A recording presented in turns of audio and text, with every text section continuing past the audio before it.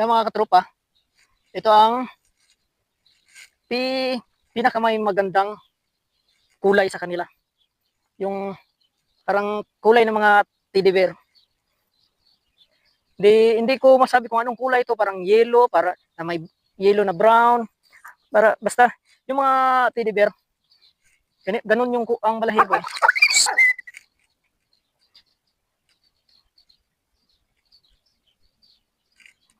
Tiga dito.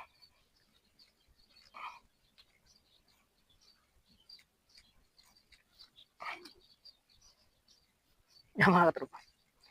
Ito naman mga katropa ay si Goten.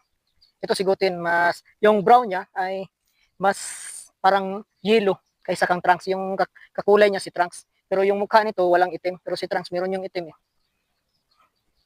Yan, ganito na sila kalaki, Madlang Tropa Pets.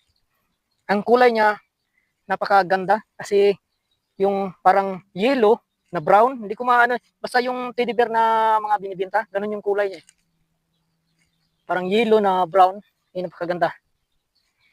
Yung pangalan niya si si Goten. Yan. Malito na ako minsan sa mga pangalan nila. Yan.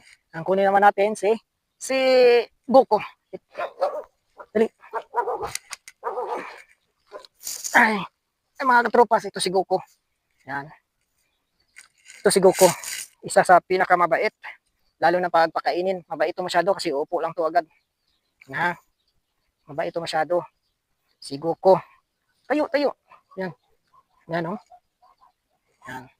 Nanghabol naman sa likod si Mami Muka at si Kuya Ek ng ng mga tawag nun, sasakyan. Ito si Goku.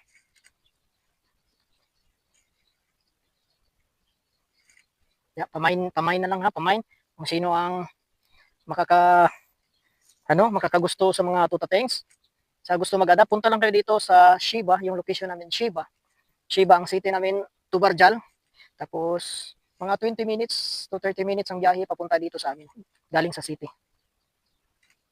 Yung mabilis na yon. Kaya kung sinong mag-adapt na makakapunta dito, ang lugar namin ay malayo na sa city, lalo na sa Riyadh. Malapit na kami sa border ng Jordan. Kaya marami sana mag-adapt, kaso lang sa pagtanong kung saan ang location, yung pagsabi, tapos magbigay ako ng location, napakalayo, hindi na nila kaya magpunta. Kasi halos mag-adapt dito, mga Pinoy lang din. Tapos, tawag nito, may mga trabaho. Kaya kung 2 araw talaga galing sa Riyadh, kung nasa Riyadh kayo, mga 2 araw. 2 araw. Kung pabalikan naman, baka abot kayo ng 3 araw. Galing kayo sa Riyadh, tapos punta dito, tapos balik sa Riyadh, mga 3 araw mahigit. Pag mag-aeroplano naman, Riyadh to Sakaka, tapos Sakaka, 4 na oras papunta dito sa amin. Kung mag-aeroplano kayo, aeroplano, mga 2 oras. 145 hour ata ang biyahe ng aeroplano. Parang Manila to Jinsan. Yung layo sa airport. Tapos, galing sa airport, magsakay naman ng taxi, papunta dito, 4 na oras.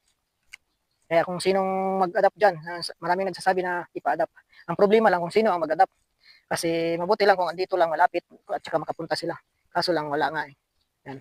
Ito si Goku, Madam Tropa Pets. Yan. Takot siya sa height. Upo lang. Yan. Ito si Goku. Ang isa sa mabait. Yan. Yan si Goku. Yan. Ganyan siya kalaki, Madam Tropa Pets. Yan si Goku. Uy. Yan. Yan si Goku. Yan. Yan. Sige, punta na.